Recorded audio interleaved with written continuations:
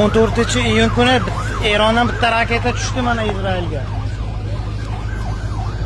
Bitta domni polni dom atrofdagi domlar tekislab tashladi.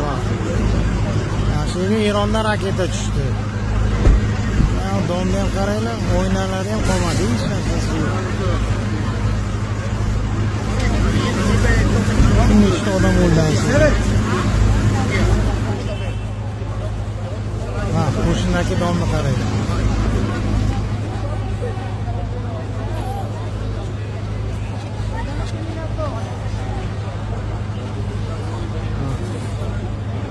Katta raketa kelib tushgan mana shu yerga.